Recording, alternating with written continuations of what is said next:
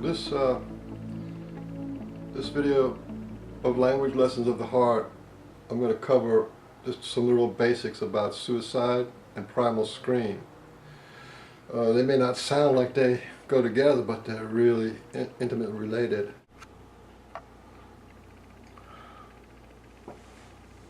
Suicide, I just want to show you what it looks like on just on YouTube. This is just something I'm showing you about suicide and primal release work, emotional release work. So this is a page on my suicide attempt story. It's got a 86,000 results, and they're all good. Just so many of them are good. You know, let's like skip over 7 more. And they all give you information about why, what's going on, what happened to them. But it's kind of sketchy because they don't really go in depth of like what's actually going on. A lot of times they're just here's the 10th page. It goes on and on. If you want to know about suicide, if you're feeling suicide, then see what's going on with other people. See where where you stand. Learn a little bit about it. This goes on and on and on. This is page 16, and this is my suicide attempt story. Now let me just get rid of attempt right there.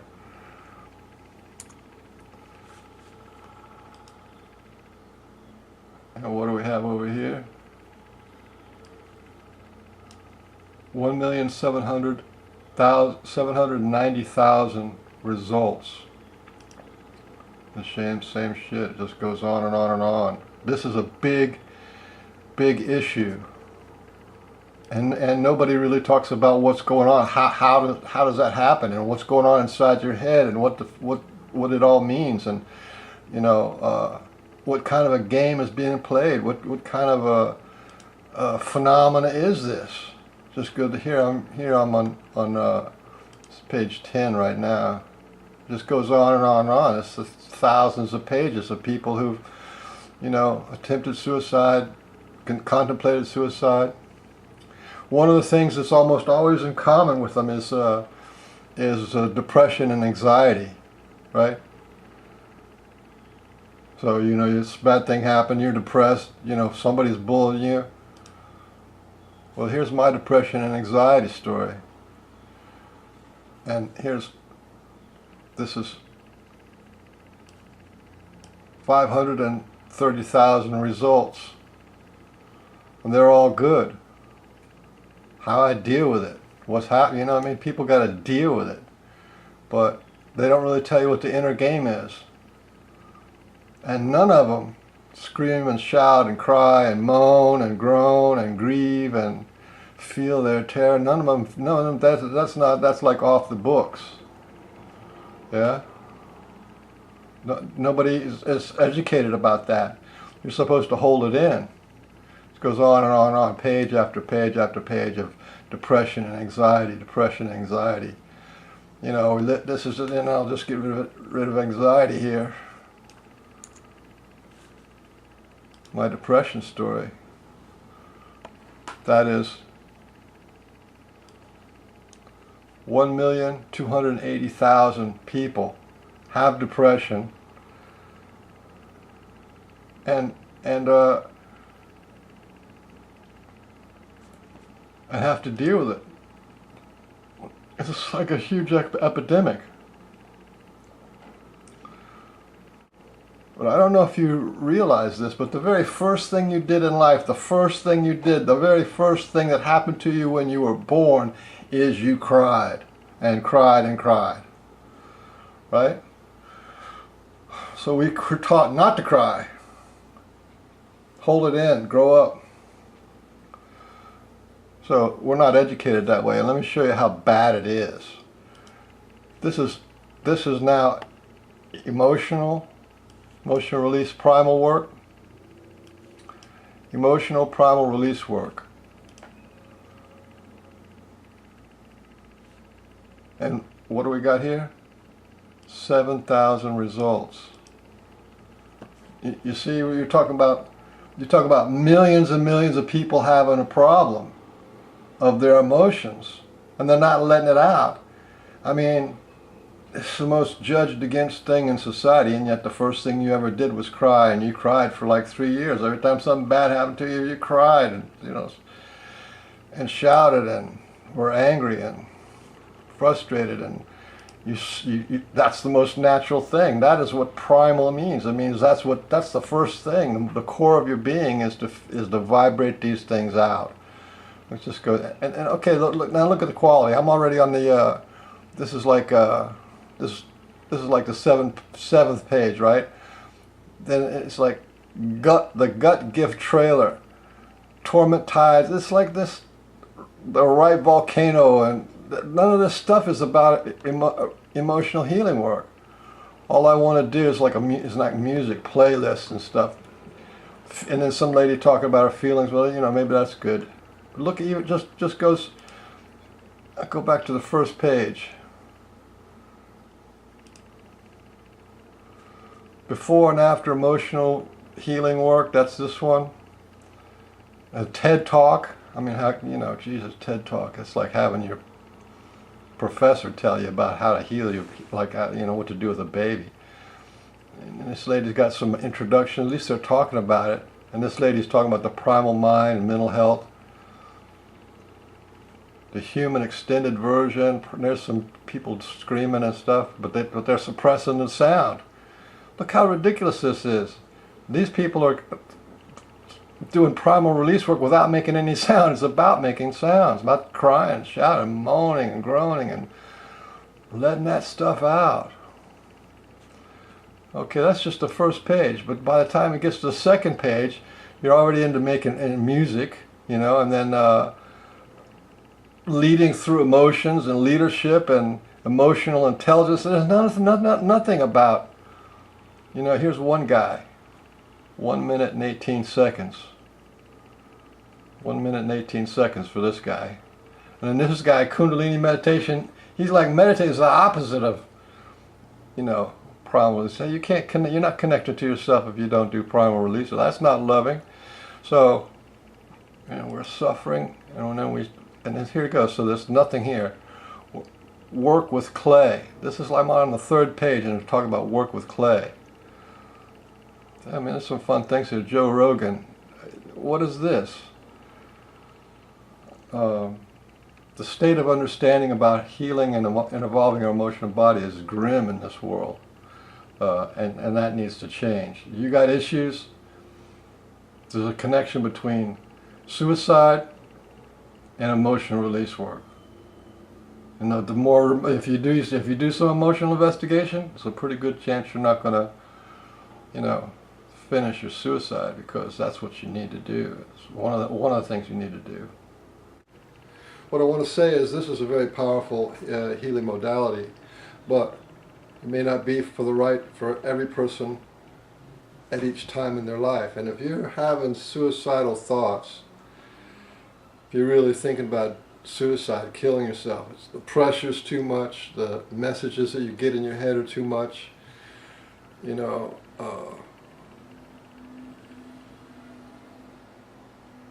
you call Suicide Prevention Hotline. Do something different. I mean, in my opinion, there's some real things that happened and some wrong conclusions were made. You got 7 billion people on this planet who don't commit suicide, but you want to commit suicide. I mean, that's, you have every animal on this planet values life, and runs away from danger and doesn't want to die. So, but the thinking and the proof that you have inside your head that this is too much, nobody cares about me, life's not worth living, it's too heavy, life will go on without me, and nobody will miss me, and those all have proof. They're conclusions that you made, but they may be the wrong conclusions. So there's other things you can do. I mean, think about all the things you could do. And I know it's really difficult because you have proven that this is the only option for you, or this is what you should do. And for other people who are attempting suicide but don't make it, it's like a cry for help. And you don't really want to commit suicide, but whatever is going on inside of you is so powerful, so compelling, so overwhelming that you don't feel like you can deal with it and you can't get away from it.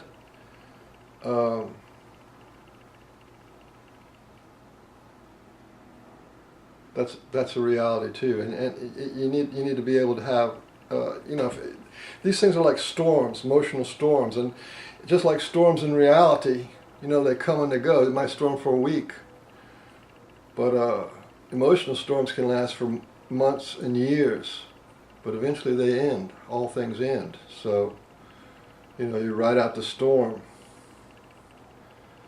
and people make strategies to heal that stuff, or to deal with it. Or they deny it and keep on moving. Or they stuff their feelings. And they're still affected, but they don't want to commit suicide anymore. They find a way to create a world that they can survive in. So if you have serious feelings of wanting to kill yourself, you need to call somebody, and talking is like amazing. Every time you talk about your situation to somebody, he reframes it, and you learn more, and you see what's true and what's not true. So talking is very good. Talking to anybody, even if it's online, or talking to your parents, talking to your loved ones, talking to whoever it is that you can grab to talk to, because you need to talk this stuff out. And it's also, there's an emotional side to it too, and that's what the primal scream is about.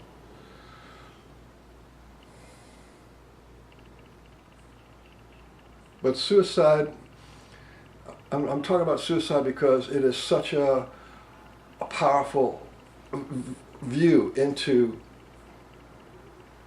what we all go through. Every person who's ever wounded has the same dynamics it goes on within them, inside of them. And wrong conclusions are made, and wrong statements are made, and there's always proof. There's a proof. This bad thing happened, and because of that bad thing, and that was a certainty. And then you become certain that it's your fault, or the world is bad, or, life's not worth living, people are out to get you, the world's against you. You're certain of this because you have this proof, this emotional proof that says that's true. But none of that's really true. It's all conditional. So,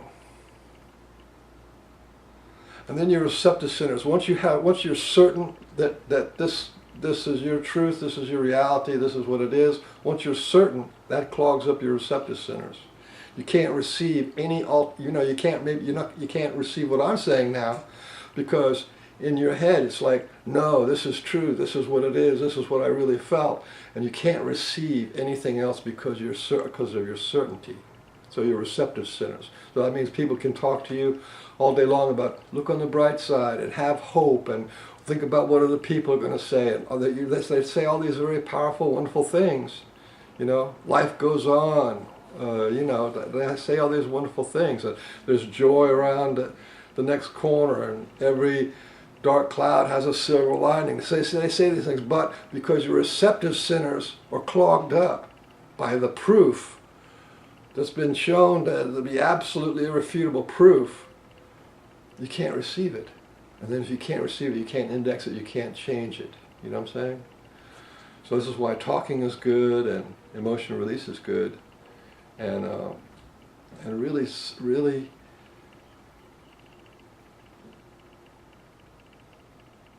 looking within what you don't want to look at. And then when it was horrible, you don't want to feel it, you don't want to deal with it. But like they say, if you cry like a baby, you sleep like a baby. We're monkeys, and monkeys scream and shout and yell. There's ways of dealing with it that are better than suicide, because life is a gift. If I say life is a gift, and you're going, oh no, this is horrible, this is tragedy, and this is God's against me, and there's no love for me, and there's nothing I can do, or I'm helpless and hopeless, and it's a hopeless situation. The best thing I can do is die. Well, dying not going to save anything. That's not going to, it is probably what happened. The reason why this stuff is happening is because something really bad happened to you in your past life, and now it's happening again. That's what karma is. Karma is dealing with incredibly stressful things that happen. Everybody has really bad things that happen in other lifetimes, and this echoes over into this lifetime. That's another whole story. Of what the interpretation was. So there's two things.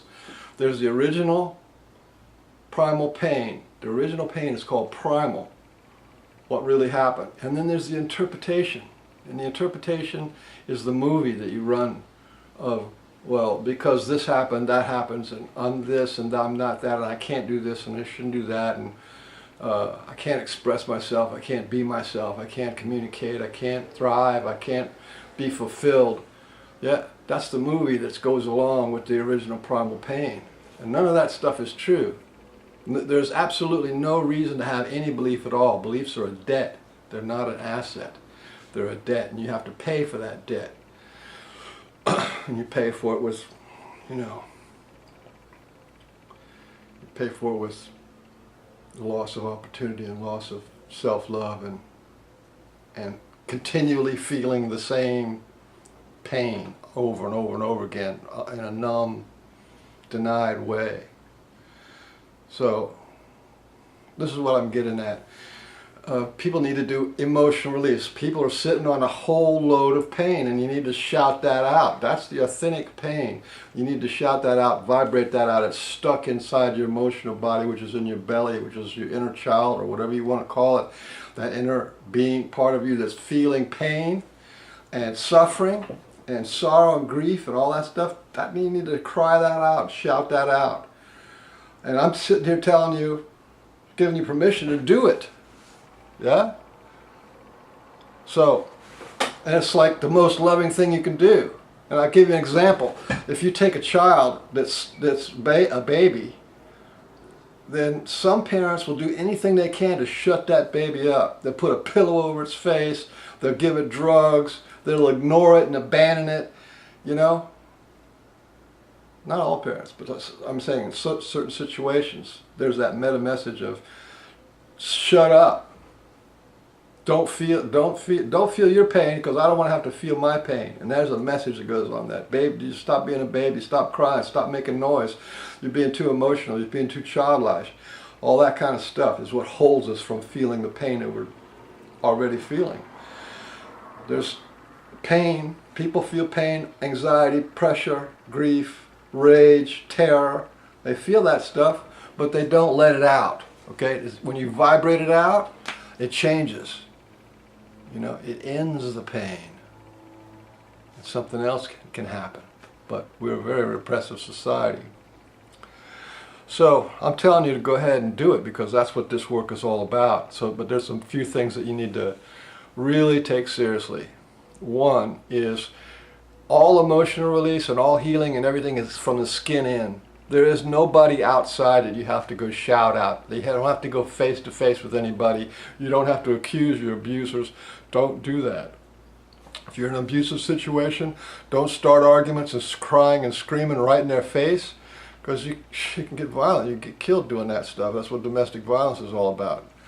You find a place that's safe for you, in your bedroom with the stereo cranked up, and in the bathroom, find a safe place, in your car, a safe place where you can really let it out and shout and scream. If you have friends that let you use a house or an empty house or a place, an empty office, there's a lot of empty offices around that you can go to at night, or if somebody who has a warehouse, let you go really, set up a little studio there so you can just scream all you want.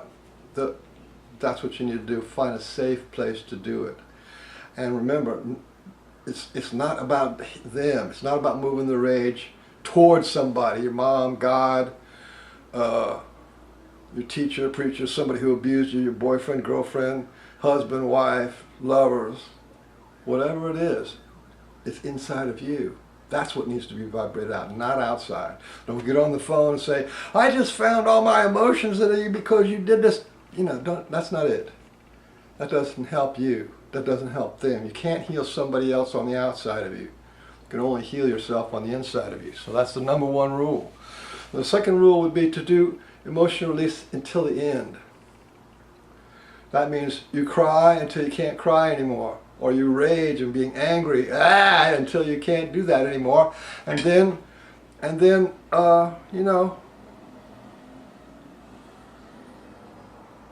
you sit for a while. Give yourself a few minutes, because you're going to see that there's the original, authentic, primal pain that you're expressing. You're vibrating back to life. What was held in denial or held under suppression.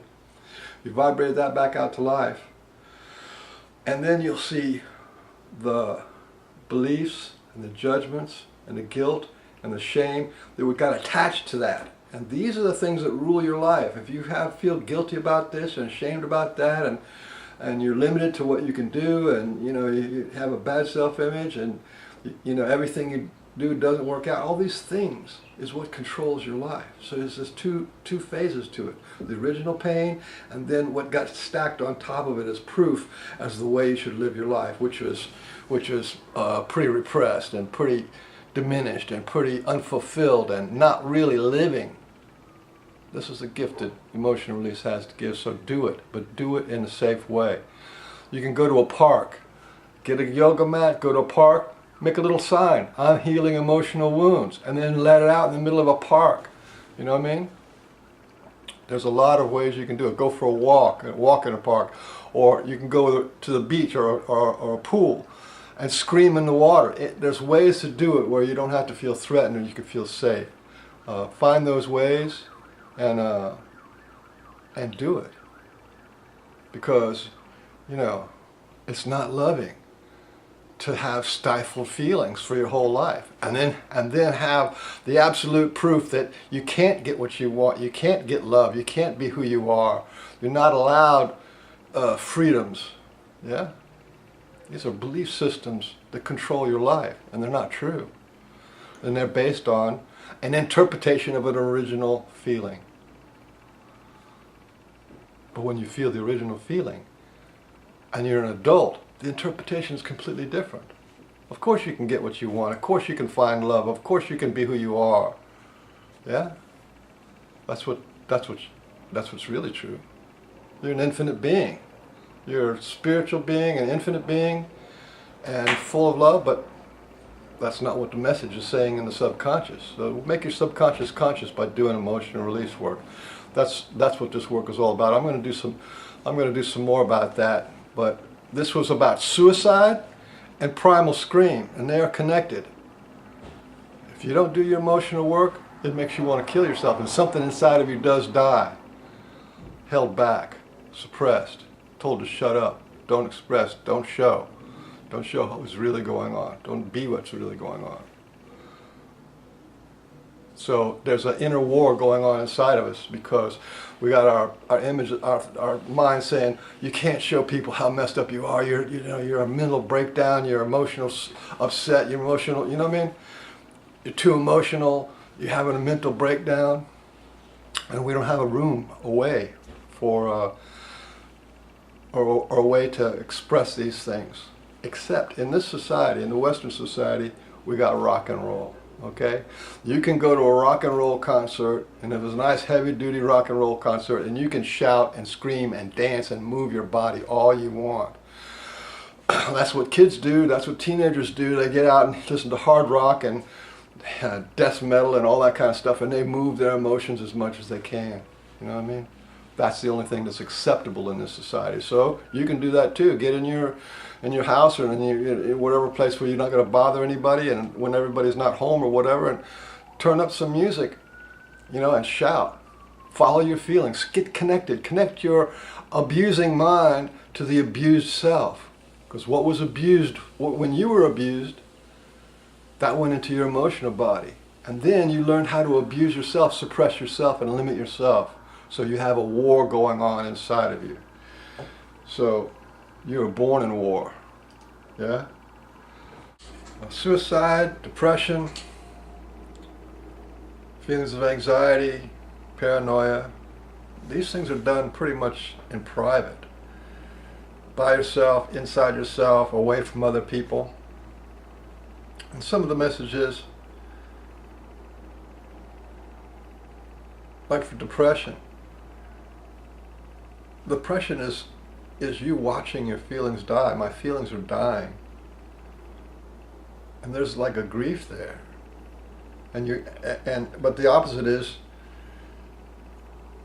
this goes along with it, is I'd rather watch my feelings die than to feel them. And suicide is, my feelings are killing me, and I'd rather kill myself than feel my feelings. And that's because we don't have an understanding, we don't have a way, there's no place, there's no community, there's no acceptance for it in public. But feelings have to have a way of working out, and sometimes it happens in a very public way. Feelings need to be expressed, expression needs to have a place in this world, and it does. And it does. Look at these guys. Look at what these guys are doing, and listen to what they're saying. They're loving it. People love to feel their feelings and express their feelings fully. Make some fucking noise! I know Virginia will not disappoint. On the count of 3, turn this fucking place into a goddamn battlefield. Record it. 3,